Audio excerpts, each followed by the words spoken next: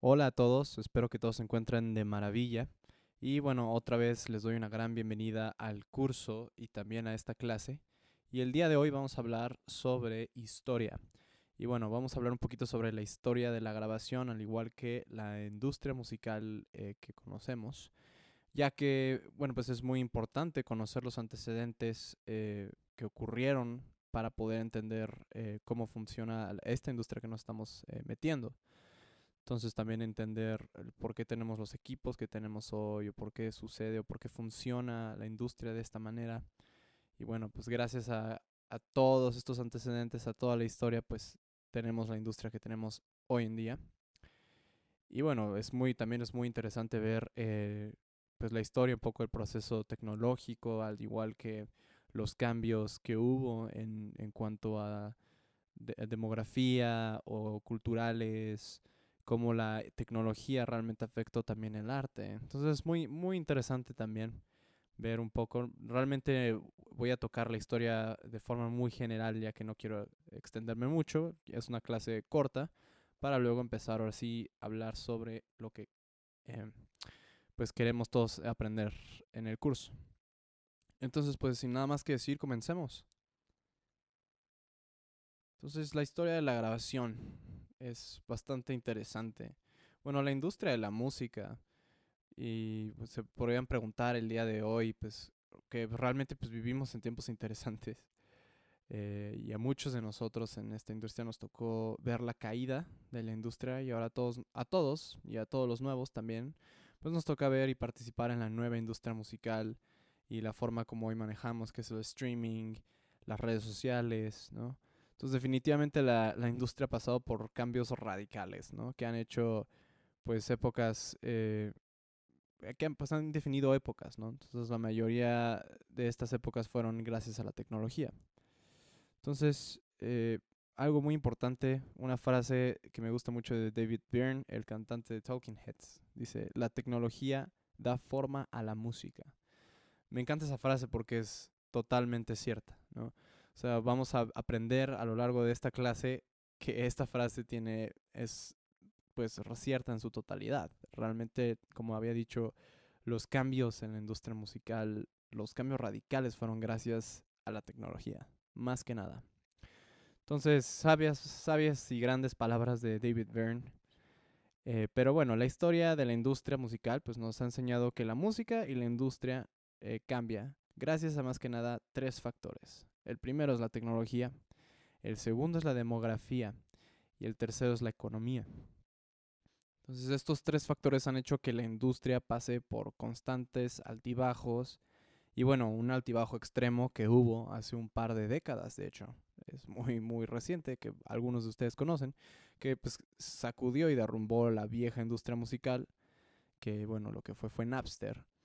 Y bueno, vamos a hablar de Napster más adelante. Entonces, cada uno de estos factores influye de forma distinta en las cuerdas de la industria musical. Y también saber que cualquiera de estas puede presentar un giro radical a la moneda, ¿no? Entonces, a lo largo de esta clase vamos a hablar sobre la historia de la grabación y claro que un poco sobre la historia de la industria musical en general y sus cambios en tecnología, demografía, economía y que nos lleva a estar en el lugar donde nos encontramos en este momento, ¿no? Entonces, y claro, también sobre lo que nos espera en el futuro, que pues es también bastante interesante ahora que tenemos la inteligencia artificial, que también llegaremos a este punto más adelante. Pero bueno, entonces antes de que existiera un dispositivo que almacenara sonido y pues luego para poder ser reproducido, pues la única manera de poder escuchar nuestra voz era mediante efectos acústicos naturales. Por ejemplo, el eco y la reverberación son dos ejemplos de efectos naturales. De hecho, yo diría que los dos más comunes, probablemente todos los seres humanos conocemos estos dos efectos. El eco, que son las reflexiones tardías de nuestra voz o de cualquier fuente sonora. Por ejemplo, estamos en las montañas y gritamos, hola, hola, hola. Ese es el eco, ¿no?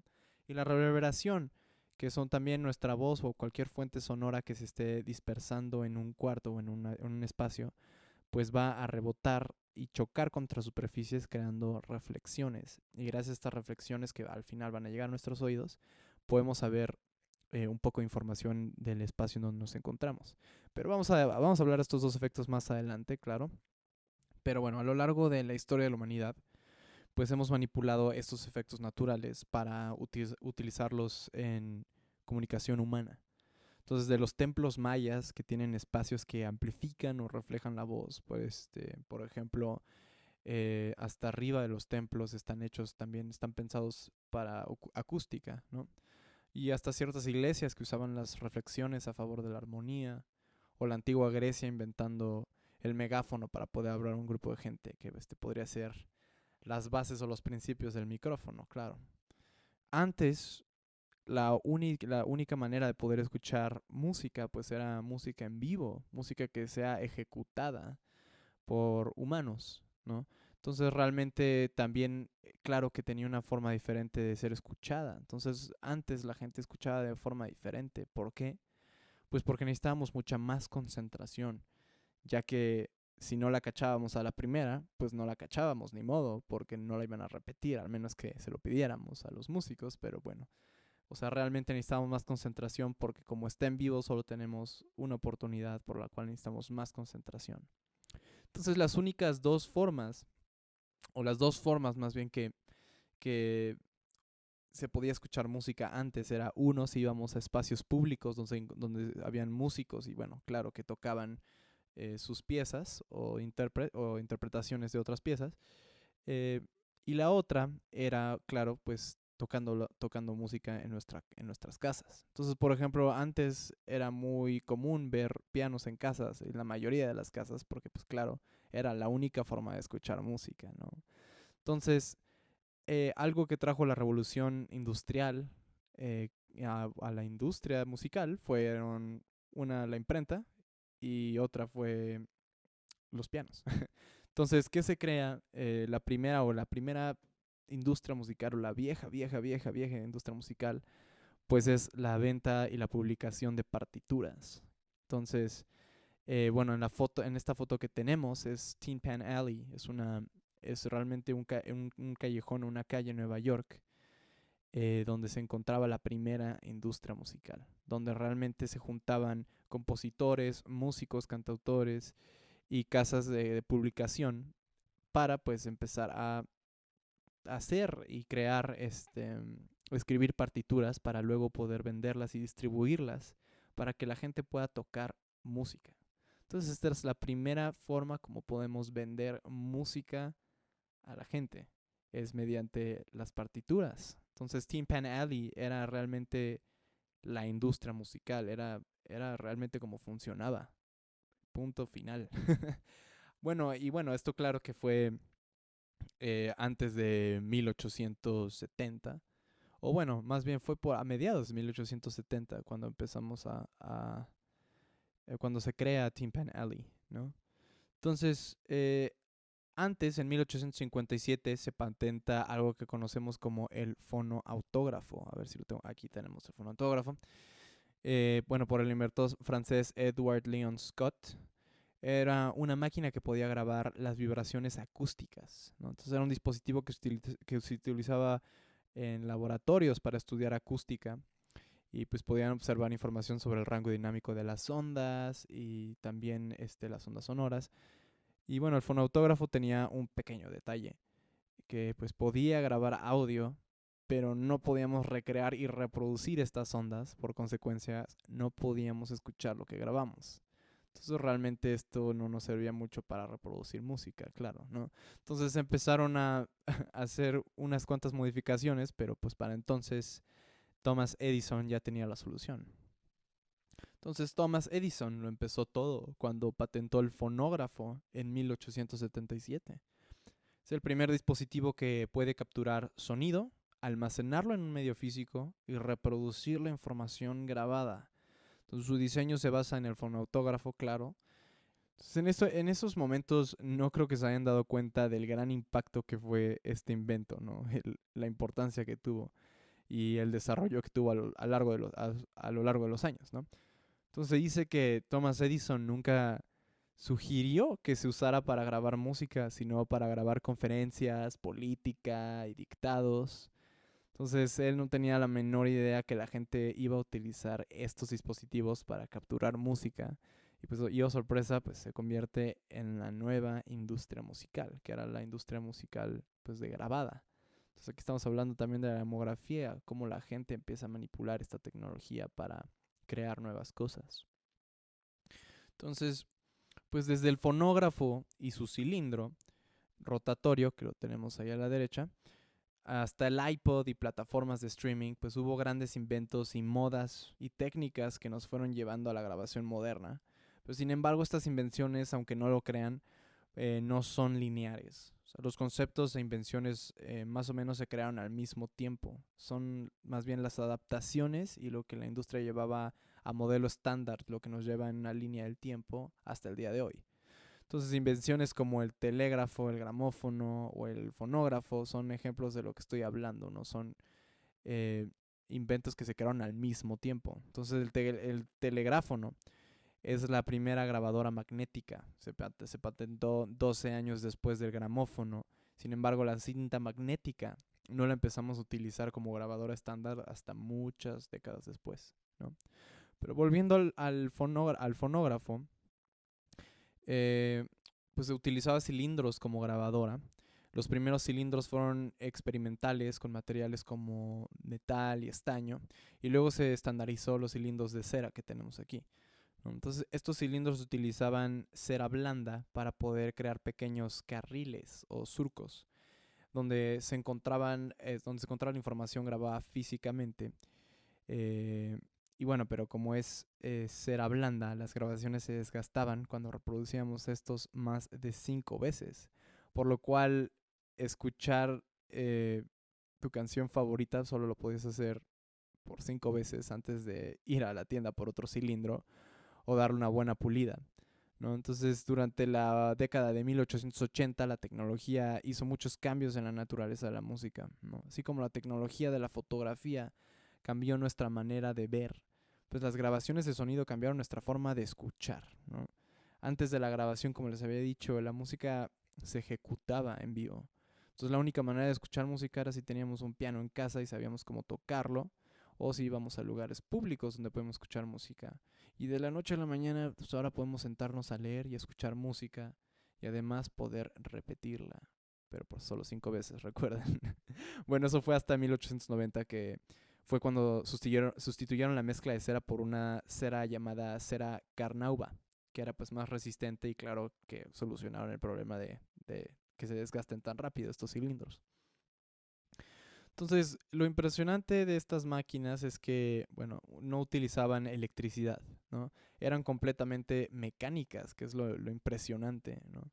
Utilizaban peso y palancas que ayudaban al proceso mecánico que empezara a funcionar. Por ejemplo, este fonógrafo tiene una palanca, como podemos ver a la derecha. Sí, bueno, es la única imagen que tengo, pero bueno, tiene una palanca que giramos para poder hacer que funcione, ¿no?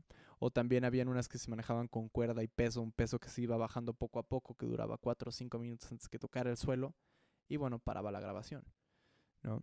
Entonces, pues para poder grabar algo en el fonógrafo, tenías que, uno, pegar tu cara o el instrumento que fueras a grabar al cono o cuerno por la parte ancha, la que estamos viendo aquí, la parte grande, y bueno, pues luego el sonido llegaría a la membrana vibrante, que está hecha de cobre, que está conectada por un cable delgado a la aguja grabadora, que está hecha de zafiro, también de acero, todo depende también del fabricante, pero como resultado, pues podemos producir estos canales como si como si labráramos tierra, ¿no? Entonces, para su reproducción es el mismo proceso, pero inverso. Entonces, lo que es bastante interesante es que, pues como ven, pues era un proceso totalmente mecánico, no se utilizaba con alguna tecnología que solo estuviera disponible en esa década o el siglo. Entonces esta máquina se pudo haber creado muchas décadas atrás, ¿no? Es interesante pensar en cómo hay muchos inventos que no dieron luz por otros factores que no tienen nada que ver con el desarrollo tecnológico, ¿no? Entonces quizá la primera máquina de grabación sonora se inventó hace muchos siglos, ¿no? No sabemos, ¿no? Pero pues como también dicen por ahí, todo tiene su ritmo, ¿no? Pues, este sistema de grabación en cilindros, pues no era un negocio prometedor. porque no podíamos copiar las grabaciones. Entonces, si queríamos hacer una producción en masa, pues era un trabajo difícil y laborioso. Entonces, bueno, esta imagen ya se les había enseñado, es el cilindro de cera. Pero bueno, nomás les quería mencionar que si ustedes conocen a alguien o tienen uno de estos en casa de su abuelo o tatarabuelo, consérvenlos, no son basuras, es un pedacito de historia y bueno, me lo van a agradecer después. Y bueno, bueno, aquí tenemos un pedazo de propaganda del fonógrafo. Claro que se volvió una máquina extremadamente popular, por lo cual pues es interesante ver cómo lo vendían. Y bueno, aquí una foto de cómo funcionaba, que ya les había enseñado que el cilindro es el donde se graba la información, donde se almacena toda la información sonora gracias a la aguja grabadora que se va a estar moviendo y creando estos surcos donde se va a crear o bueno, se va a poner la información. Entonces nos adelantamos 10 años después, en 1887, se patenta el gramófono por el inventor Emil Berliner. Entonces esta grabadora, en vez de usar cilindros, utilizaba el disco plano. Por primera vez vemos el disco en la grabación. Entonces con el gramófono podíamos grabar un molde que llamaríamos grabación maestra o disco maestro, con el cual podríamos hacer miles de copias. En vez de, en cambio, el fonógrafo pues solo podía realizar una por cada ejecución musical, por lo cual se utilizaban varios fonógrafos para hacer esto, ¿no? Entonces, pues era interesante también saber que antes tenían, al principio de la grabación, pues teníamos grabaciones personalizadas, o bueno, lo que hacían era eh, poner 10 o 20 fonógrafos alrededor de los músicos, tocarían la pieza y luego sacan estos cilindros, ya tienen un lote de 20 y luego meterían otros 20 y empezarían a grabar otra vez la misma pieza, pero como la ejecución, claro, pues es en vivo, cambia, pues realmente teníamos grabaciones personalizadas, entonces era bastante interesante también saber que antes teníamos música única para cada uno de nosotros.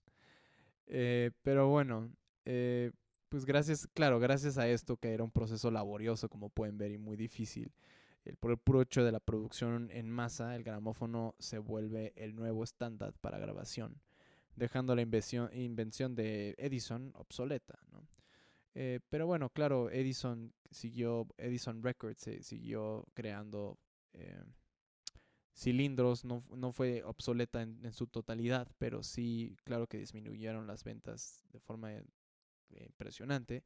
Y bueno, claro que Edison también empezó a hacer gramófonos más adelante, ¿no? Entonces, lo único a favor del fonógrafo es que podíamos grabar nuestros propios cilindros, ¿no? Creando así una forma pues fácil de grabar nuestra propia música o cualquier tipo de dictado o grabación que quisiéramos hacer. Entonces ni el gramófono ni los discos vinilos nos dieron esa accesibilidad hasta muchos años después, ¿no?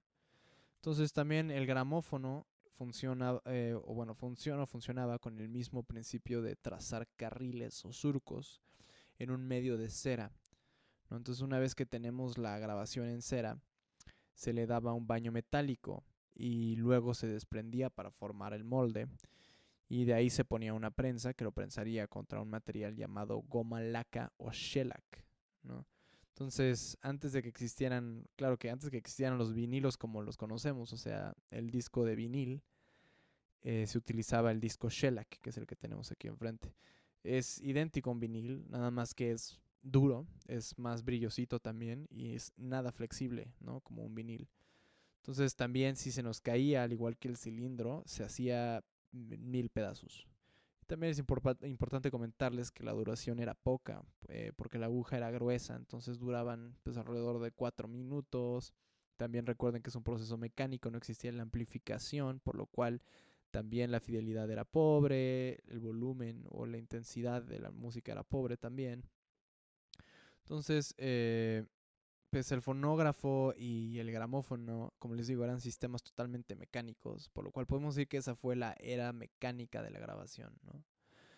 Eh, bueno, aquí también tenemos otro fonógrafo, como podemos ver, son discos shellac, y también necesitamos de una palanca o algún otro sistema para poder hacer que funcione este sistema mecánico, ¿no? Entonces, pues a finales del siglo XIX, pues Emil Berliner y Edison no eran los únicos vendiendo cilindros y discos, ¿no? Edison crea su compañía, como les digo, llamada Edison Records para vender fonógrafos y cilindros. Y de hecho era interesante porque estos cilindros y algunos también discos no llevaban ni siquiera los nombres de los artistas, solo llevaban el nombre de la compañía. No fue hasta como 1910 que empezaron a incorporar nombres de los artistas y sus canciones, ¿no? Entonces realmente era negocio de las compañías. Entonces, como les digo, Edison no era el único que vendía fonógrafos y sus cilindros. También trabajaban con una distribuidora, ¿no? Entonces aquí tenemos Edison Records. Y esta distribuidora se llamaba Columbia Records, ¿no? Que todavía conocemos Columbia, hasta la fecha siguen operando. Y Columbia pues incrementa tanto sus ventas que pues se vuelve una distribuidora independiente vendiendo grabaciones y fonógrafos de su propia manufacturera, ¿no? Entonces también Emil Berliner crea su compañía llamada United States Gramophone Company y sus gramófonos eran producidos pues, por una fábrica de máquinas de una persona llamada Eldridge Johnson. Emil Berliner no pudo seguir con el negocio, por lo cual pues, tuvo que abandonar la industria del gramófono, transfiriendo sus patentes a Eldridge Johnson. Entonces, al principio del siglo XX, Johnson funda su nueva compañía llamada Victor Talking Machine Company, hoy conocida también como RCA Records. Se volvió una de las compañías líderes en la industria de la grabación y claro que, como les digo, Victor y Columbia siguen siendo disqueras que siguen funcionando hasta la fecha, ¿no? Entonces, para los inicios del siglo XX teníamos tres compañías líderes que dominaban todo el mercado de la música grabada y pues también sus reproductores. Entonces, como les digo, ellos hacían las grabaciones, ellos hacían las máquinas, ellos distribuían estas grabaciones. Entonces aquí tenemos la formación o los principios de algo que conocemos actualmente como disquera, ¿no? Entonces recuerden, esta es realmente la fundación de las disqueras porque antes existían solo las casas de publicación de partituras. Realmente eran como las viejas disqueras, pero pues claro que no lo eran. Entonces, al principio de la industria de la grabación, pues los cilindros tenían diferentes tamaños, por lo cual eran incompatibles de usar con un fonógrafo de otra compañía. Por lo cual estas compañías se pusieron de acuerdo en tener un tamaño estándar para el uso universal del cilindro, pues que es alrededor de 10 centímetros o algo parecido. Pero pues al igual que el gramófono, el disco giraba a diferentes velocidades, por lo cual hacía incompatible usar discos que no fueran de la misma compañía también, por lo cual también se estandariza una velocidad que fue 78 RPM. RPM significa revoluciones por minuto.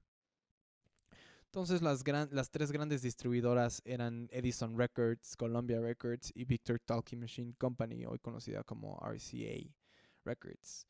Estandarizando sus productos se convierten en algo que llamamos un oligopolio de la industria, ¿no? Que no es un monopolio, es un oligopolio. Son tres compañías que son las únicas que van a manejar la industria musical por mínimo 3 décadas. Entonces, esta velocidad nos da una duración esta velocidad de 78 RPM nos da una duración de 3 minutos en discos de 10 pulgadas y 4 minutos en de 12 pulgadas, ¿no? Entonces, también es interesante ver cómo, claro que la tecnología cambia la música. Ahora, pues si teníamos canciones que duraban 6 8 minutos, pues ahora tienen que durar 4 minutos para poderlas meter en nuestras grabaciones. Claro que cambia todo, ¿no? Entonces, para 1923, Columbia Records crea el disco de doble cara, ¿no? Entonces, que permitía tener contenido grabado por los dos lados del disco. Esto también se vuelve el nuevo estándar en discos, ¿no? Entonces, también el desarrollo de la grabación eléctrica, la bocina se empieza a crear. En 1914, la bocina eléctrica, empezamos a ver los triodos o los bulbos, ¿no? Entonces todo esto de la nueva tecnología eléctrica trae consigo pues una nueva era, que es la grabación eléctrica. Y en 1925 los discos empiezan a grabar eléctricamente, trayendo con ellos pues un nuevo reproductor, que aquí lo tenemos, es el tocadiscos. También la amplificación. La amplificación, recuerden, bueno, es simplemente la forma de poder aumentar el volumen de los discos o del sonido, ¿no? Entonces antes, como les digo, mecánicamente no era posible. Entonces, el desarrollo de la grabación eléctrica trajo también nuevas herramientas al mundo. Por ejemplo, los transductores, les digo, la bocina, el micrófono de bobina, el micrófono de condensador, las válvulas termoiónicas, que son los bulbos.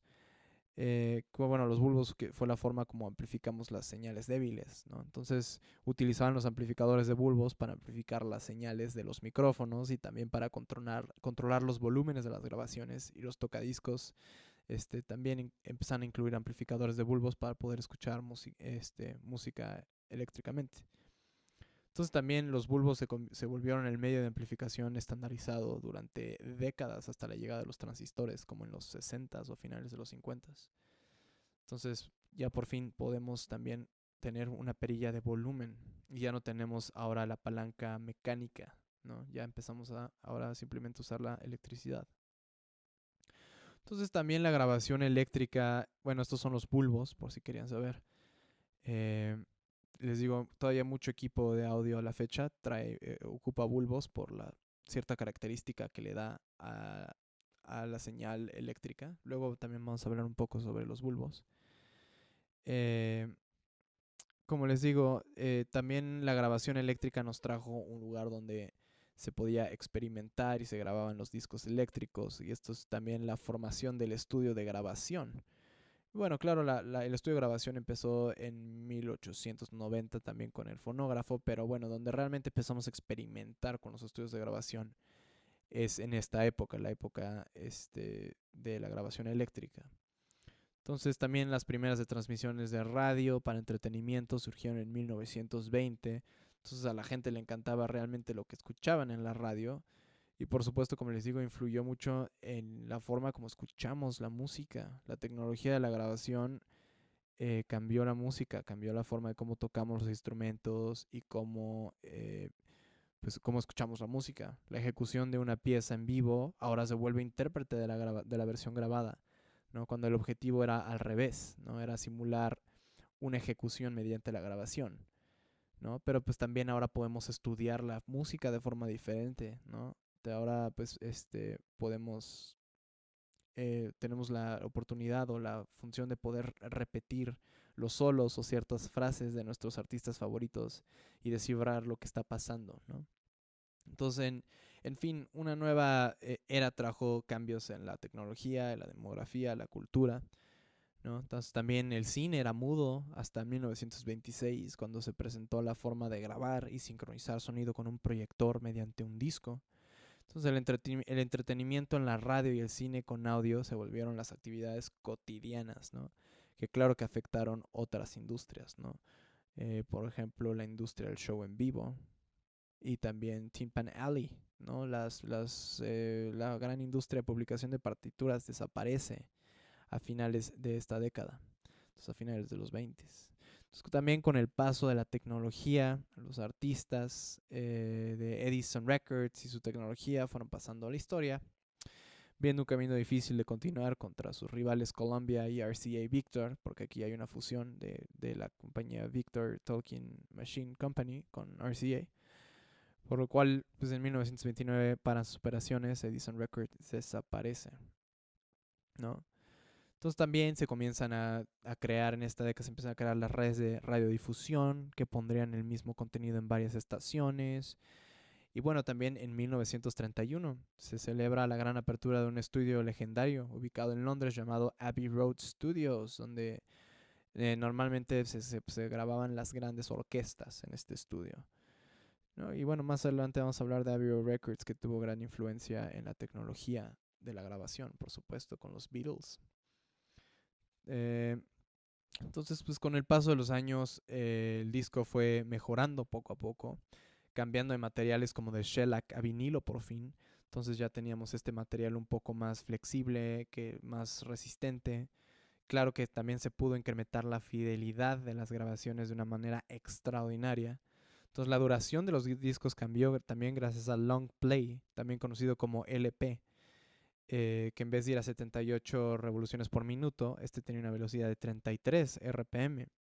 Entonces aquí, por ejemplo, tenemos un disco LP. Por como pueden ver, dice The Long Playing Record de LP, Long Play. Eh, y bueno, claro que estos discos tenían una duración de alrededor de 44 minutos, entonces 22 por cada lado, gracias a la nueva velocidad y los microtrazos hechos por la aguja, ¿no? Entonces, como les digo, ya pasamos de 4, 5, 6 minutos, ahora podemos tener una grabación de 44 minutos. Podemos ahora crear álbumes dentro de esto, ¿no?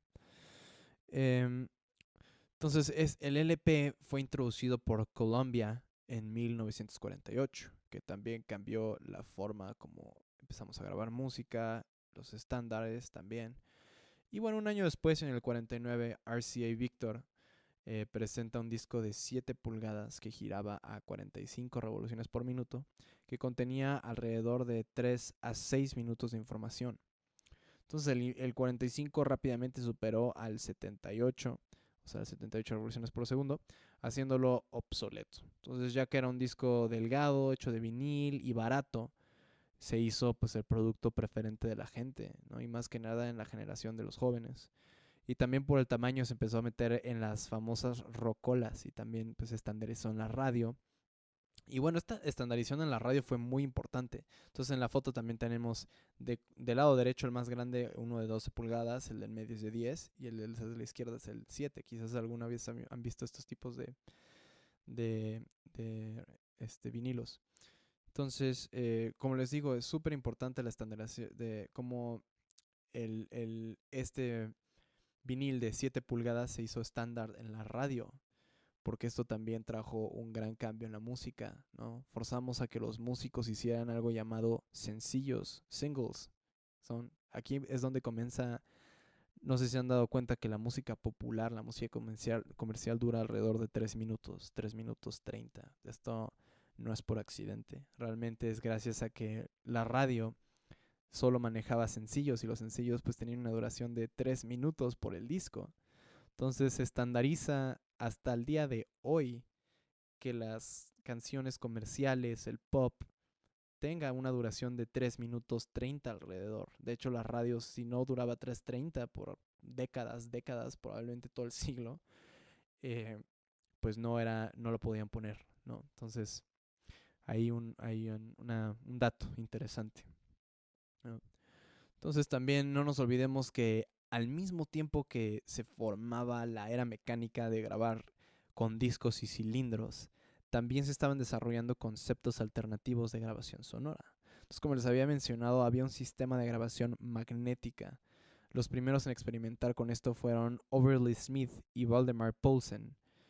Y fue en 1888 que Overly Smith comenzó a inventar registros magnéticos con cuerdas de piano y otros instrumentos. Sin embargo, la máquina pues no funcionaba en su totalidad, ¿no? Entonces la fidelidad era muy pobre y las señales eran muy débiles. Recuerden que no había amplificación. Entonces no fue hasta que Valdemar Poulsen perfeccionó la máquina y la llamó el telegráfono y lo patentó creo que en 1896, algo por esas fechas. Entonces el telegráfono, que lo tenemos del lado izquierdo, grababa los sonidos sobre un carrete de hilo de acero que se desplazaba entre polos de un electroimán. Entonces el hilo de acero que empleó Poulsen era el mismo que se utilizaba en las cuerdas de piano, los telégrafos también. Entonces el telegráfono consistía en un micrófono de carbón que convertía las ondas sonoras que recibía en variaciones de voltaje, ¿no? Entonces ya las señales eléctricas. Esas señales eléctricas hacían girar un cilindro que tenía arrollado un hilo de acero, o sea, un alambre. El carrete cilíndrico pues giraba bajo un electroimán, y así es como se registraba la variación de intensidad, ¿no? Y así teníamos también el registro sonoro. Entonces tenía ciertos problemas esta máquina. Eh, por ejemplo, la amplificación del sistema, les digo, no fue hasta como 1903 que perfeccionó el telegráfono, pero para este entonces el fonógrafo y el gramófono habían tomado el mercado en su totalidad, ¿no? Entonces realmente a nadie le interesaba el telégrafo, ¿no? por lo cual pues Poulsen abandona esta idea que 4 décadas después pues se volvería más fuerte que nunca, ¿no? Que son las cintas magnéticas. Entonces, durante 1900 hasta 1940 se estuvieron haciendo diferentes experimentos y diferentes sistemas de grabación magnética basados en los principios de Oberlin Smith y la invención de Poulsen del telégrafo, ¿no? En 1913 se empieza a crear el famoso telegráfono, pero con amplificación, pero grabar en un alambre pues no es lo mejor, la fidelidad era muy mala, etcétera, etcétera. Fue hasta 1928 que el alemán Fritz Pleumer solicitó una patente similar en cuanto al principio del grabador de alambre, ¿no? Entonces, esto lo que hacían eran utilizaba tiras de papel o material plástico recubiertas en sustancias, pues hay ciertos químicos. Entonces podríamos decir que fue la primera grabadora de cinta magnética. Entonces fue una compañía que se llamaba AEG, alemana también, que toma los principios de Fritz para desarrollar los primeros magnetófonos comerciales, que es el que tenemos aquí enfrente, ¿no? Entonces, claro que lo que hicieron fueron reemplazando estas cintas de papel cubiertas de óxido de metal por cintas de otros materiales que no se deterioraran, ¿no? Pero entonces fue alrededor de esta misma compañía EG, alrededor de 1933 también crean la famosa grabadora de cinta que conocemos que tienen como dos rieles, que la tenemos aquí enfrente, ¿no? Bueno, hoy es muy diferente, pero bueno, esta fue la familiar grabadora que tiene dos rieles, que también se llama grabadora de riel a riel. Y bueno, esta tecnología no se dio popular, no se conoció alrededor del mundo gracias a la Segunda Guerra Mundial porque pues los nazis o la Alemania lo tenía como secreto, ya saben, por cosas de comunicaciones en la guerra. Entonces muchas compañías alemanas comenzaron a desarrollar magnetófonos. Estas grabadoras de cinta magnética pues las empezaron a hacer compañías como AEG, VA-SF, Telefunken, también conocemos Telefunken hoy en día.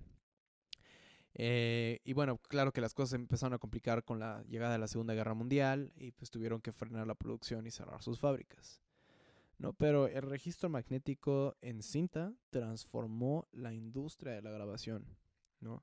Entonces el desarrollo de la electrónica nos da la bienvenida también a nuevas herramientas como los compresores, los ecualizadores, los amplificadores, etcétera. Entonces muchas de estas herramientas se crearon gracias a la radiodifusión, la transmisión en vivo y el uso militar más que nada también. Entonces así es, gracias a las guerras, la Segunda Guerra Mundial se invirtió muchísimo dinero en comunicación. Entonces en encontrar formas de perfeccionar la comunicación, los compresores, cómo nos podemos comunicar de forma casi perfecta, pues era creando ciertas máquinas o ciertas unidades que nos ayudaran, dispositivos que nos ayudaran a mejorar la comunicación. Entonces sí, varias de los equipos que conocemos hoy que utilizamos para música fueron creados por uso militar en la guerra. Entonces, ¿cómo fue que toda esta tecnología de grabación alemana, que era secreta, se le presenta al mundo entero?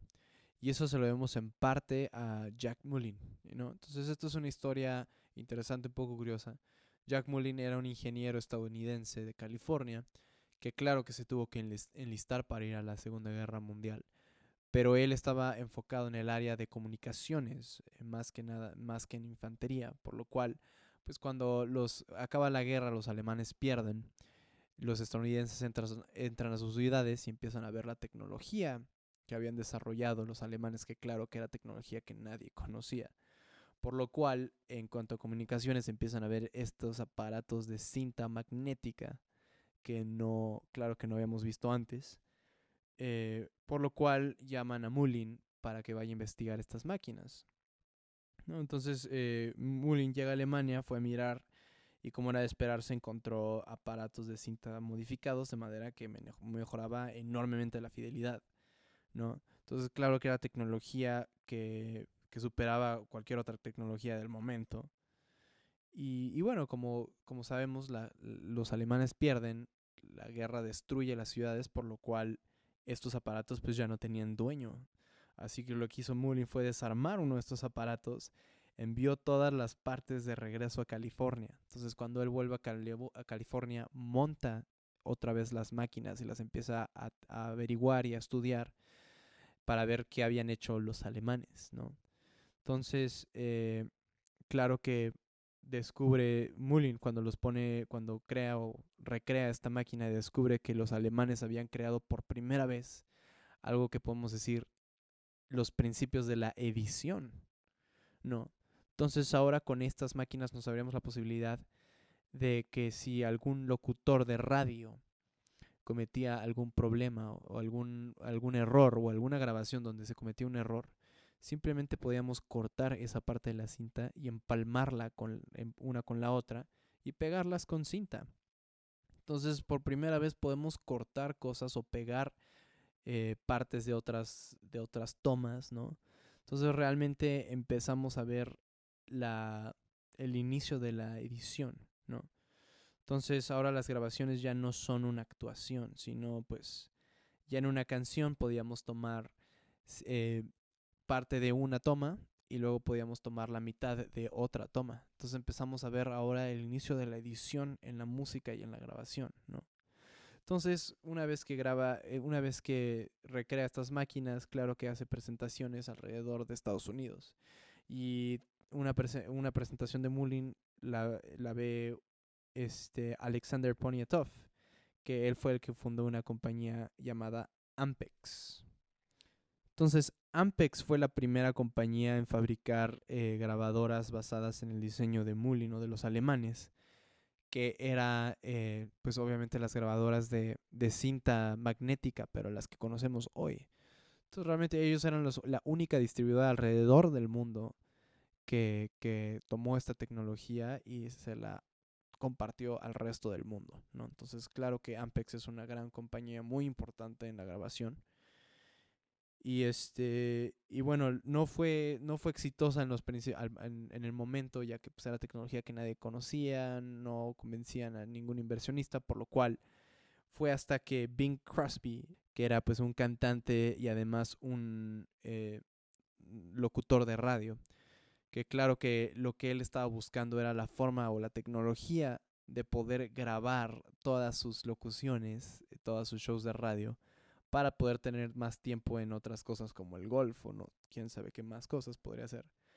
Fue hasta que se encuentra con esta tecnología que vio el futuro y claro que se asocia, da dinero y se crea ahora sí la compañía Ampex a todo lo que da, creando uno de sus primeros sistemas que fue la Ampex 200 se llamaba.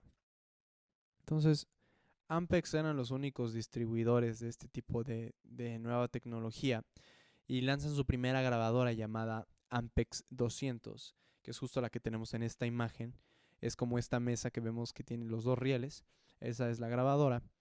Y claro que se empieza a distribuir alrededor del mundo.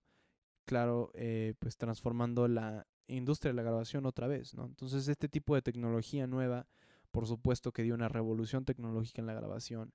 Todo el mundo empezó a querer tener este tipo de tecnología, nuevas empresas empezaron a crear grabadoras de cinta magnética y creo que no les he todavía enseñado cómo funcionan. Estas grabadoras de cinta magnética, como sabemos, tienen cinta magnetizada, que como vamos a cambiar sus partículas de dirección, va a ser con cargas eléctricas. Entonces, cambiando cargas eléctricas y cambiando de dirección sus partículas, pues vamos a crear información o vamos a poder almacenar información sonora. Por lo cual esto se crea gracias a una le decimos cabeza, que va a estar cambiando las cargas eléctricas, se le dice cabeza de grabación. Y claro, esta va a ser la que va a estar, en pocas palabras, escribiendo o dando la información a la cinta. Y luego vamos a tener más adelantito una cabeza llamada cabeza de reproducción. Y por último, vamos a también tener una cabeza que se llama pues cabeza de eliminación o para borrar la información, porque también tenemos una cabeza para borrar la grabación, que lo que hace es simplemente con cargas eléctricas mover todas las partículas de su lugar, por lo cual pues hace que se desaparezca la grabación, ¿no? Entonces, pues claro, esta tecnología ahora podemos borrar, dar play, editar, cortar. pues por supuesto que es una revolución, ¿no? Lo cambió todo, de verdad. Entonces, como les digo, un gran paso a la tecnología, un gran desarrollo de tecnología también trae consigo nuevos artistas, nuevas personas experimentando con esta tecnología. Por ejemplo, los Beatles, George Martin también experimentó muchísimo. Otra persona que debo mencionar es Les Paul de la guitarra eléctrica Gibson, que claro que también aportó muchísimo a la guitarra eléctrica de cuerpo macizo. Por eso existe la guitarra de Les Paul. Bueno, regresando al tema, Les Paul había experimentado también con una técnica llamada la superposición de grabaciones o el overdubbing, ¿no? Vamos a hablar mucho más adelante sobre cómo funcionan las grabadoras y el overdubbing y las técnicas en la clase de grabadoras y estaciones de audio digital. Pero bueno, el overdubbing rápidamente es simplemente poder grabar arriba de las tomas que ya habíamos grabado, ¿no? Entonces, por eso se llama la superposición de grabaciones. Entonces Les Paul presenta al público un sencillo de música en el cual él estaba tocando 8 partes diferentes de una melodía en la guitarra eléctrica. La cosa es que él estaba tocando todas esas partes, por lo cual lo que había hecho era justamente esta superposición de grabaciones de grabar, regresar y grabar arriba de esto y regresar y grabar arriba de esto, ¿no? Entonces, claro que, bueno, Les Paul no fue el inventor del overdubbing de esta técnica, pero claro que fue la persona que lo puso a la moda, ¿no? Entonces, cuando Les Paul consigue su primera grabadora, que es bueno, él se hace de una grabadora que le regalan, una Ampex. Lo que hace es que la modifica de inmediato, agregándole más cabezas de grabación. Y así se crea pues la primera grabadora multipista, que luego Ampex tomaría los principios del Les Paul y crearía la primera grabadora multipista comercial, ¿no? Entonces, pues Ampex lanzó las primeras grabadoras de cinta magnética multipista comerciales alrededor de 1955, ¿no? Entonces los primeros equipos eran máquinas análogas de 2 pistas. Los Beatles, claro que empezaron a experimentar con estas grabadoras. Como les digo, George Martin utilizaba 2 pistas como medio para hacer mejores grabaciones. Entonces lo que hacía es que ponía las voces grabadas en una pista dedicada y mientras que en la otra pista hacía la instrumentación y luego las mezclaba a mono. Abbey Road no instaló máquinas de 4 pistas hasta los principios de los 60, por lo que las primeras grabaciones de los Beatles simplemente eran grabadoras de 2 pistas. Pero como les digo, ellos experimentaron muchísimo con la cinta. Lo que hacían era algo bastante interesante. Por ejemplo, cuando empezaron a experimentar con las de 4 pistas, lo que hacían era sincronizar dos, eh, dos grabadoras. Una que tendría las 4 pistas donde estamos grabando y luego está sincronizada a una que solo tiene una pista. Entonces lo que harías es que esas 4 las metes a una y luego regresarías la cinta para grabar otras 4 que la meterías otra vez a la misma. Entonces así, esta es la técnica del overdubbing que les digo que los Beatles, Les Paul la empiezan a comercializar de una forma pues impresionante, ¿no? Entonces, pues claro que todo el mundo tuvo que conseguir esta tecnología. Algunos países se tardaron más que otros. Por ejemplo, bueno, no sé, varios países tardaron hasta los finales de los 60 en implantar grabadoras multipista. Pero al final de cuentas, como fue una invención tan importante, poder ahora grabar pistas independientes, pues al final de cuentas todo el mundo tenía que llegar y adaptarse a esta tecnología, ¿no? Entonces, eh, pues el potencial artístico de la grabación multipista llamó la atención del público en los años 60, ¿no? Entonces toda la música de los 60 fue grabada de este modo, del overdubbing, de la multipista, todo dividirlo en pistas en vez de todo grabarlo en un micrófono solo en una pista, ¿saben? Entonces la tecnología se desarrolló muy rápido durante estos años, ¿no? Entonces les digo, la cinta magnética lo cambió todo. El poder editar, cortar, borrar, lo cambió todo. Dimos un giro gigantesco. Y como les digo, la tecnología se desarrolló muy rápido. A finales de los 40 teníamos la cinta o la grabadora de solo una pista. En el 55 ya teníamos estéreo de 2 pistas, 56 de 3. En el 67 ya teníamos de 8. A finales de los 60 ya habían de 16. De hecho, por ejemplo, en esta imagen tenemos del lado izquierdo una grabadora de 2 pistas. En medio tenemos una de 4 pistas. Y hasta la derecha es una grabadora de 16 pistas, ¿no? Entonces, les digo, esto cambió la industria. Le dimos un gran giro, ¿no? Y por lo cual también se crean nuevos trabajos que antes no existían, como el ingeniero de mezcla. Claro, las mezcladoras empiezan a ser una herramienta esencial en el estudio, ¿no? Entonces, pues como podemos ver aquí, esta es una de las primeras mezcladoras utilizadas en un estudio de grabación, que es la Red 17, creada por EMI o Abbey Road Studios, ¿no? Entonces, como les digo, Abbey Road Studios fueron los que estuvieron innovando constantemente eh, en la grabación. Los Beatles también experimentaron muchísimo en Abbey Road Studios gracias a toda el interés de innovar en la tecnología, ¿no?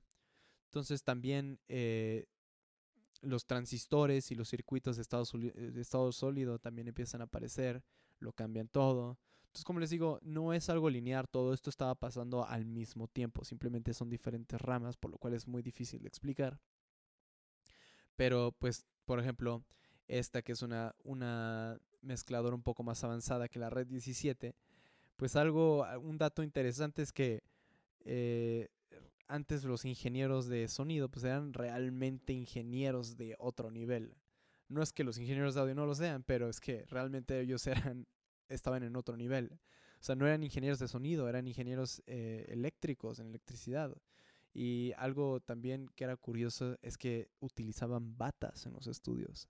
Entonces, los Beatles varias veces grabaron con ingenieros que usaban batas de laboratorio, que usaban términos muy técnicos. O sea, realmente era otro mundo, ¿no? O sea, hoy en día podemos grabar en pijamas en nuestra casa. ¿No? Entonces, como les digo, los transistores y los circuitos de estado sólido empiezan a cambiar la tecnología, etcétera, etcétera, ¿no? Pero bueno, algo también interesante, Philips, la marca Philips inventa el famoso cassette compacto a principios de los 60, ¿no? Que es este. Entonces, en una forma, pues es una forma de compactar la cinta y una grabadora de cinta riel a riel a un pedazo de plástico de tamaño de la palma de nuestra mano. Por lo cual también se crean las grabadoras portátiles, que son estas, ¿no? Entonces algunas habían hasta de 4 pistas, como por ejemplo el Porta Studio de Tascam. Podemos conseguir de 4, 6, 8, que empezaron a aparecer ya a principios de los 80s, finales de los 70s.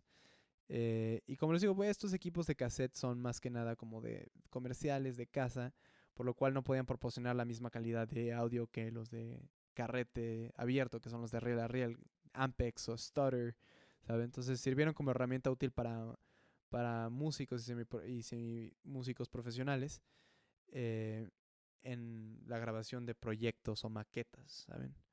Entonces, al principio de los 70s, o más bien mediados, yo diría, comenzamos a ver una nueva era, y esta es la era digital. Ya con todos los avances tecnológicos empezamos a ver las primeras grabadoras y las primeras conceptos de la grabación digital. Entonces, gracias a los avances tecnológicos en componentes de estado sólido, pues hizo que en los 70s la tecnología análoga se volviera mucho más barata y sofisticada. Por ejemplo, en la cinta, todos los que hemos manejado cinta ya reproduciéndola o grabando, conocemos que tiene algo que llamamos el ruido hiss, que es un pequeño detalle que siempre ha estado presente en las grabaciones de cinta, que es un pequeño ruido muy sutil que va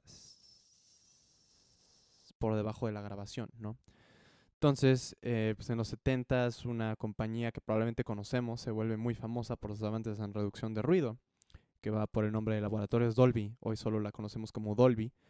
Entonces, estos sistemas de reducción de ruido creados por Dolby pues se volvieron bastante populares. Todos los estudios están utilizando estos equipos para reducir el ruido de las cintas. Y bueno, para mediados de los 70s, finales de los 70s, comenzamos a ver la nueva era, la era digital, los inicios, ¿no? Entonces la era digital todavía pues, es en la época en la cual nos encontramos y realmente los avances que se han hecho durante estas últimas 4 décadas han sido milenarios. Entonces empezamos a ver nueva tecnología, nuevos instrumentos digitales como controladores, nuevos sintetizadores, algo, pues nuevos instrumentos nunca antes vistos, ¿no?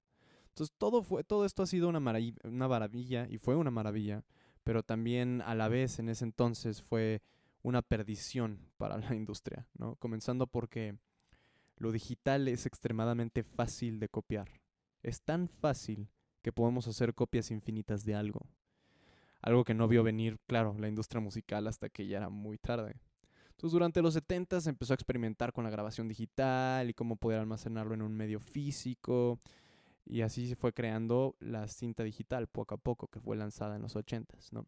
Entonces, ahora en vez de grabar con cargas eléctricas y magnetización, ahora grabábamos con ceros y unos, ¿no? Entonces empezamos a ver también por primera vez nueva terminología como frecuencia de sampleo y profundidad de beats, ¿no? Aseguraban que pues, el sistema digital era totalmente silencioso, al contrario de la cinta análoga. Entonces, realmente la cinta digital también nunca despegó, no fue siempre un hit, ¿no? Porque pues era muy costosa, era difícil de entender, también puso de nervios a todas las organizaciones de derechos de autor y antipiratería, por lo fácil que era hacer una copia, ¿no? Entonces también tuvo un fracaso comercial. Realmente los estudios pequeños y algunos consumidores utilizaban cinta digital y ni siquiera los grandes estudios y las grandes disqueras se atrevieron a reemplazar el sistema análogo. No fue hasta que James Russell trajo algo nuevo a la mesa, que es lo que tenemos enfrente, es el disco compacto, también conocido como CD. Entonces, este James Russell no fue realmente el inventor del CD. Como les digo, la tecnología nunca ha sido lineal, más que nada en la grabación. Realmente las experimentaciones, principios y los conceptos de lo digital empezaron en los 50 con experimentaciones y, te digo, teorías. Lo que tiene en línea de tiempo es la adaptación a esta tecnología, ¿no? Cómo fuimos poco a poco adaptándonos. Pero pues Russell tomó todos estos conceptos para crear el primer disco digital, que era un sistema óptico. O sea, podíamos grabar quemando con un láser, ¿no? De manera óptica. Entonces, durante los 80s, pues la revolución en grabación fue gracias al CD, a la tecnología del CD, del disco compacto. Entonces también se desarrolló muchísima tecnología a favor a lo digital. La creación del protocolo MIDI, por ejemplo, que son para conexiones con instrumentos electrónicos como los sintetizadores.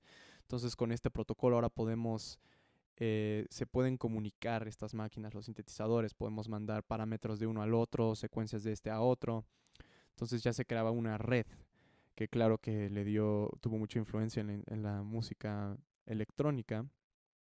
Eh, y bueno, también vimos la llegada de los sistemas digitales multipista, como ADAT de Alesis, una grabadora multipista de hasta 8 canales, y además barata para el uso de estudios en casa y también, pues sí, más que nada en uso comercial. Y esta grababa cinta digital VHS, ¿no? Entonces, como les digo, empezamos a ver ahora las grabadoras multipista digitales, ¿no? Entonces, en el mundo del consumidor, los reproductores de cinta y los tocadiscos fueron reemplazados rápidamente pues, por el CD, ¿no? Y bueno, también es importante mencionarles que antes de decirles esto, yo sé que todavía hay una gran guerra y esta va a ser siempre vamos a estar peleando por qué es mejor, lo análogo, lo digital, y esto va a seguir por muchos años. Y yo siempre digo que es mejor las dos. Hay que tomar lo mejor de lo análogo y lo mejor de lo digital y combinarlos en un sistema híbrido. Entonces siempre en audio tengan eso a la mano, tengan el mundo análogo y el mundo digital a su alcance, ¿no? Pero bueno, en ese entonces, o bueno, podríamos decir técnicamente hablando, que el sonido digital o de las grabaciones digitales es mucho más superior, es más superior al sonido análogo porque nos permitía, en pocas palabras, grabar sin ningún problema. Como les había dicho, sin ningún ruido, sin ningún problema físico de que algo esté mal funcionando. Eh, y además también la forma como almacenamos toda la información sonora en el formato digital, pues no se degradan, no hay degradación a lo largo del tiempo. Entonces, por ejemplo, el, en el formato análogo, en el vinil o en la cinta, sí se degradan con el tiempo. Entonces, un dato interesante también es que pues teníamos un riel de cinta, ¿no? Por ejemplo, si solo vemos un riel de cinta, eh, pues con el paso de los años se va deteriorando, creando algo que llamamos síndrome de cinta pegajosa, que llamaban en ese entonces, ¿no? Sticky Shed Syndrome también en inglés. Entonces esto es porque el pegamento que hacía que el óxido metálico se quedara en la cinta absorbía humedad, por lo cual se hacía pegajosa y además era inleíble por las cabezas. También pues hacía ruidos extraños y además, como les digo, ensuciaba también las cabezas. Entonces era, en pocas palabras, perdíamos las cintas. Entonces una forma interesante, una forma de poder eliminar este síndrome era horneando la cinta. Entonces podríamos hornear esto en nuestras casas también. De hecho, Ampex fueron los que empezaron a recomendar hornear las cintas a fuego bajo por 10 o 8 o 10 horas para luego ser regrabadas a una cinta o medio digital. Claro, una vez que las horneamos tenemos que rápido reemplazarlo porque si no se echan a perder. Creo que también se podían rehornear 2 veces, pero no más de 2 veces antes que realmente perdamos la información que incluye esa cinta, ¿no? Entonces, pues al entrar a los 90s, el desarrollo en la tecnología digital hace que se vuelva asequible para la mayoría de los consumidores, ¿no? Entonces el CD digital era el nuevo estándar. Las computadoras se vuelven más poderosas y con más capacidad de almacenamiento, por lo cual también del lado profesional se presenta una compañía llamada DigiDesign, hoy conocida como Avid, que introduce un programa que grababa audio en una computadora que llamamos ahora estación de audio digital. Entonces en el 89 DigiDesign, hoy conocida como Avid, presenta Sound Tools. Es la primera grabadora sin el uso de cinta. Es, en pocas palabras, el primer programa de audio que no utilizara pues cinta, ¿no? Este sistema era lento, no era muy bueno, era muy complicado de utilizar, por lo cual pues no despegó mucho. Pero al principio también fue el principio de lo que hoy conocemos como el nuevo estándar de grabación, ¿no? Entonces esta misma empresa, DigiDesign en ese entonces, en el 91, pues presenta un programa o una estación de audio digital más seria, más profesional llamada Pro Tools. Pues es aquí donde llama la atención a toda la industria profesional de grabación y comienza de nuevo la transformación de la industria de la grabación. Entonces todos los estudios, todas las disqueras, todos empezaron a comenzar a hacer el cambio pues a lo digital, a estas estaciones de audio. Entonces los que no se adaptaron a este sistema, pues claro que pues, se cerraron, ¿no? Entonces también gracias a estos sistemas comenzamos a ver la caída del estudio de grabación tradicional que conocemos. La mayoría de los grandes estudios que hemos hablado a lo largo de la historia y que conocemos en revistas, pues ya no existen gracias a estos sistemas. También la consola, la famosa mezcladora de 90 canales, ya empieza a ser obsoleta. Realmente hoy en día no necesitamos una consola. Es más que nada un lujo, simplemente un sabor que le quisamos dar a la consola. Porque hoy todo lo podemos hacer digital. No. Entonces, como les digo, pues todos los estudios comenzaron a hacer el cambio y los que no se adaptaban cerraban. Y bueno, claro que en ese entonces la estación de audio digital o el DAW no era nada parecido a lo que conocemos hoy. También en ese entonces le llamaban slow tools por lo lento que era realmente pues, procesar audio. Porque hacer cambios en el audio no era de una forma que lo podíamos hacer en vivo. O sea, teníamos que procesar, hacer nuestros cambios y luego renderizar el audio, que tardaba 1 hora, 2 horas. Entonces imagínense que haces cambios, ecualizas, mueves, metes efectos y tenías que renderizar 1 hora y luego esperarte a ver el resultado y si no te gusta, volver a comenzar, volver a hacer tus cambios y esperarte otra hora. Eso realmente esto era, pues comenzó de una forma pues muy rudimental, ¿no? Entonces, en el 93 la compañía Steinberg presenta Cubase, otro programa de grabación. Entonces, a lo largo de los 90s, la tecnología digital se vuelve mucho más sofisticada, al igual que el internet, todo este proceso se vuelve mucho más poderoso. Entonces todo marchaba bien, todo marchaba de maravilla para la industria musical, ¿no? hasta que llegó el año 1999, donde comienza la caída de la industria musical, ¿no? Entonces, en este año, dos estudiantes estadounidenses con el nombre Shaw Fanning y el famoso Sean Parker, que también es conocido por las relaciones que tuvo en Facebook, pues crean un programa llamado Napster.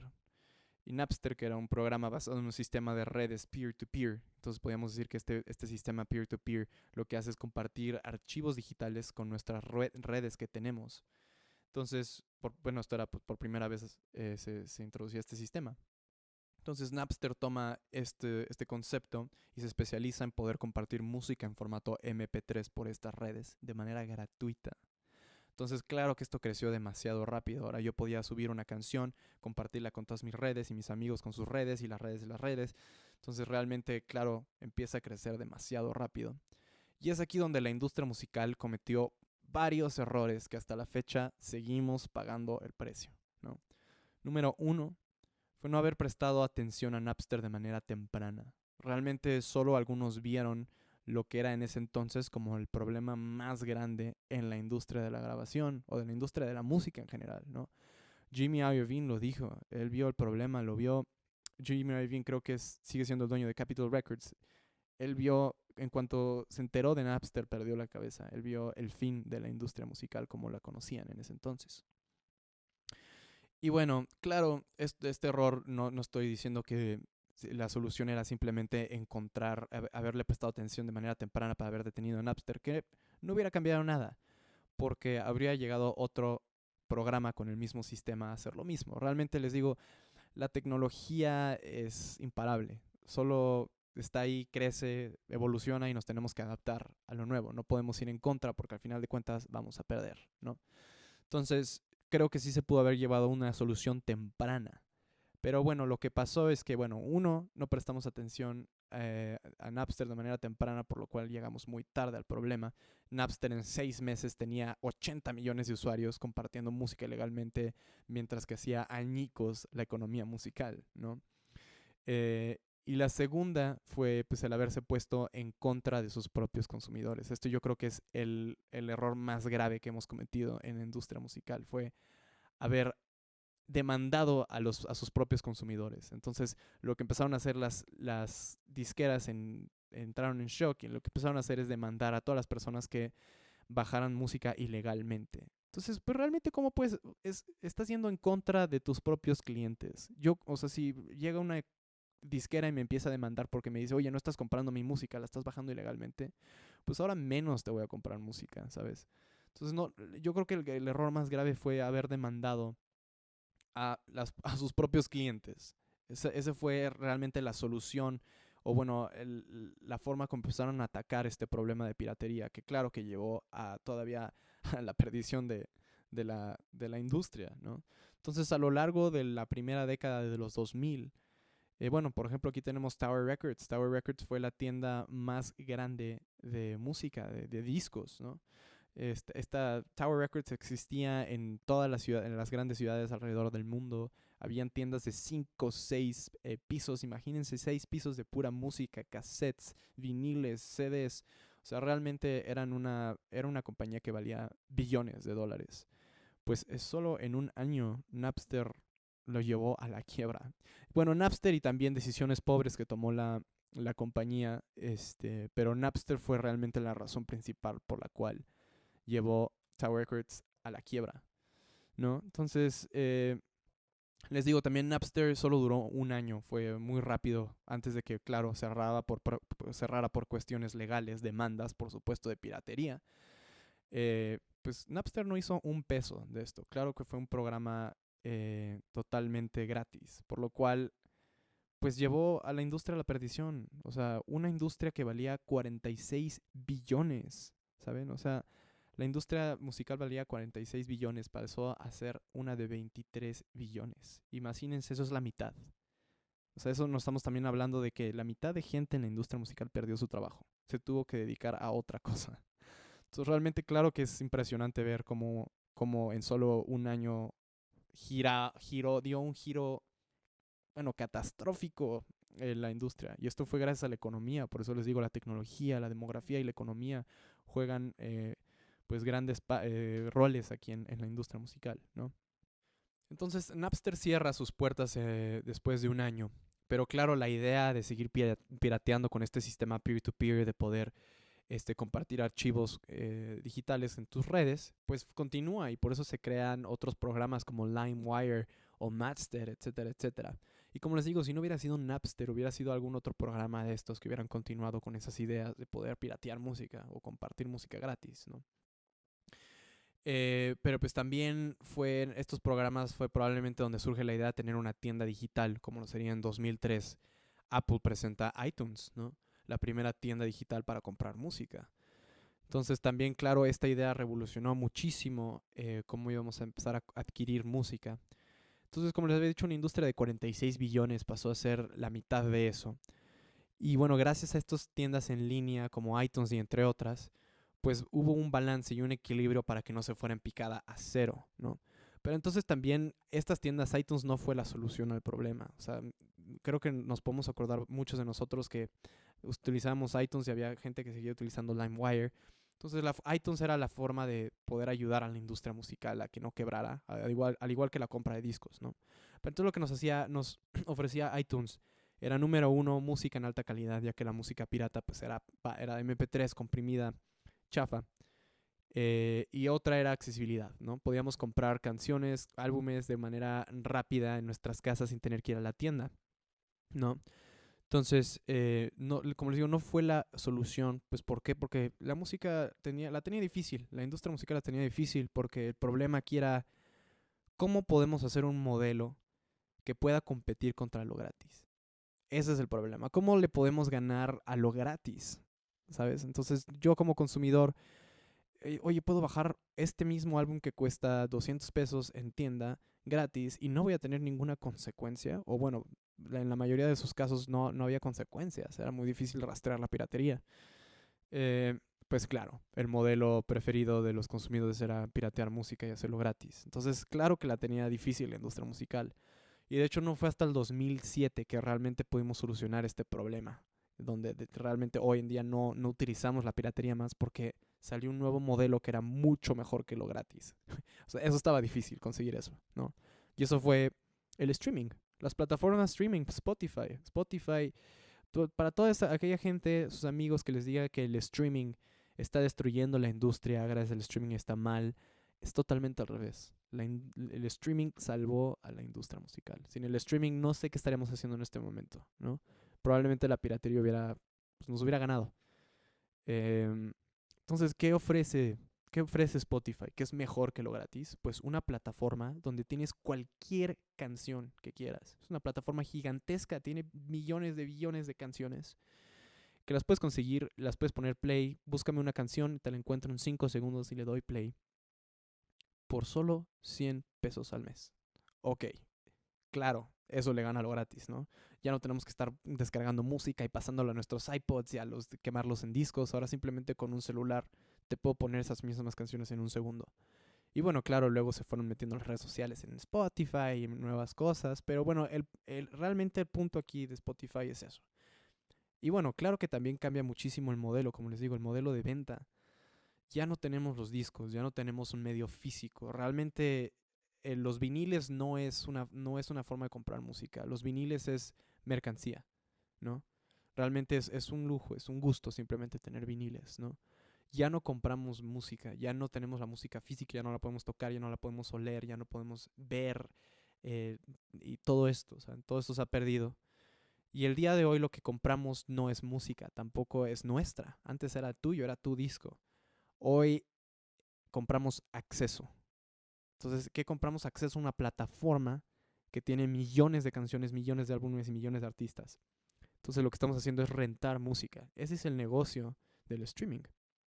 Muy diferente, como les digo, siempre vamos a ir evolucionando de, bueno, de los cilindros, pasamos al disco, del disco, cambiamos los materiales, se fueron modificando, se fueron mejorando, pasamos ahora al cassette, y luego pasamos al CD, etcétera, etcétera. Luego pasamos a bajar música digital en formatos MP3, Wave y todo esto. Y llegamos hoy a que ya no bajamos, ya no compramos, ya no somos dueños de una copia. Ahora solo rentamos música y si dejamos de pagar no tenemos nada, ¿no? Entonces, claro, este sistema a muchos nos gusta, a muchos no. Yo creo que es excepcional, o sea, es increíble poder tener cualquier canción en un segundo. Claro que la concentración cambia, todo ha cambiado. Como escuchamos música, como hacemos música, gracias a toda la tecnología, gracias a todo el streaming, gracias a que ahora no tiene tanto valor musical, perdón, ya no tiene tanto valor el hacer música, ahora es más que nada la atención. De eso se trata la industria. No le estoy diciendo la música en sí, porque claro que es muy diferente, pero la industria musical ahora está enfocada en atención, más que en valor, ¿no? Entonces, pues sí ha cambiado demasiado y bueno, gracias ahora nos encontramos hoy en día parados en este modelo de streaming, ¿no? Pero bueno, en el lado profesional, cómo fue que fuimos adaptándonos nuevas grabadoras, etcétera, etcétera, pues claro que en el 2000, que fue en el 2002, Pro Tools se vuelve el estándar de la industria. Ahora ya las grabadoras ya es más que nada también un simple es gusto, es simplemente una manera alternativa de grabar. Ahora, quien no tuviera Pro Tools, pues está fuera de la industria. Dime un estudio que no ocupe Pro Tools hoy en día. Es, es increíble ver un estudio que no tenga Pro Tools, ¿no? Eh, y bueno, les digo, se vuelve estándar. 2005 tenemos las redes sociales, Facebook, 2007 el streaming. Y claro, tenemos ahora en nuestra nueva industria algo que no teníamos antes, que eran los estudios de grabación en casa. El home studio. Hoy en día podemos en solo el home studio crear un álbum que gane premios, que gane Grammys. Y esto nos demostró Billie Eilish con este último disco que hizo con su hermano Phineas, Philip creo que se llama. Em, Ganaron como 5 Grammys, entre ellos uno del el mejor álbum en ingeniería en sonido hecho en un cuarto, en una casa. Entonces les estoy diciendo, ha cambiado muchísimo. Las laptops trajeron ahora el estudio portátil. Ahora realmente vamos a los estudios grandes simplemente, si tenemos buen presupuesto para ir a un estudio y grabar todo un álbum ahí, o dos, vamos a los estudios de grabación a grabar cosas que no podemos hacer en nuestra casa. Por ejemplo, si queremos el sonido del cuarto, del ambiente, cuando vamos a grabar una batería que queremos que sea grande, pues vamos a un estudio grande a grabar las baterías. Porque pues, probablemente muchos no podemos grabar nuestras baterías en casa. No tenemos ni los micrófonos o el espacio. Entonces vamos a estos estudios, grabamos las sesiones de la batería y lo demás regresamos a nuestras casas, editamos, grabamos guitarra, todo lo demás lo podemos hacer en casa, ¿no? Entonces realmente está cambiando mucho, seguimos viendo el cambio, vamos a ver si los estudios de grabación siguen siendo negocio, si ya va a pasar un modelo de estudio en casa. Claro que también, como les digo, nos seguimos recuperando de esta última caída que fue hace menos de 3 décadas, hace 2 décadas surgió esta caída. Por lo cual también los presupuestos de las disqueras han cambiado. Ahora ya no recibimos este dinerito que nos daban antes, que eran, oye, ten 2 millones de pesos, 3 millones de pesos para que hagas tu álbum y te puedas comprar tu casa y tu carro. Ahora tenemos este pequeño presupuesto para que grabes tu álbum, que al final de cuentas nos lo vas a tener que regresar por regalías, ¿no? Vamos a hablar más adelante sobre cómo funciona el negocio de las regalías y etcétera, etcétera. Pero bueno, todo cambia y sigue cambiando. ¿Qué viene? ¿Qué es lo que viene? Yo pienso que lo que viene, ok, ya vemos que no necesitamos un estudio de grabación, solo necesitamos una laptop para hacer música, para poder crear todo. Probablemente no es una laptop y una interfase para grabar nuestros instrumentos. Y los procesadores son digitales, son programas que podemos ahora hacer cosas súper profesionales. Yo creo que ahora viene la época de la inteligencia artificial. Y me preocupa también un poco qué contexto vaya a tener. Porque ahora ya tenemos programas que están haciendo el trabajo de un ingeniero de mezcla. Y lo están haciendo automáticamente, como lo tiene Isotope. Isotope es un programa, es una compañía que crea diferentes programas para procesamiento de señal y mezcla, etcétera, etcétera. Y empiezan a tener programas que tú solo metes tu canción, la analiza y empieza a hacer cambios. Pero si te gusta, te queda. Si no, le vuelves a picar y vuelve a hacer otro proceso. Entonces sí hay nuevas herramientas que me están empezando a dar un poco de miedo. Pero creo que nunca le vamos a poder quitar el factor humano a la música. Siempre va a estar detrás el factor humano, el seguir haciendo música con ese toque humano, que sea imperfecto, ¿saben?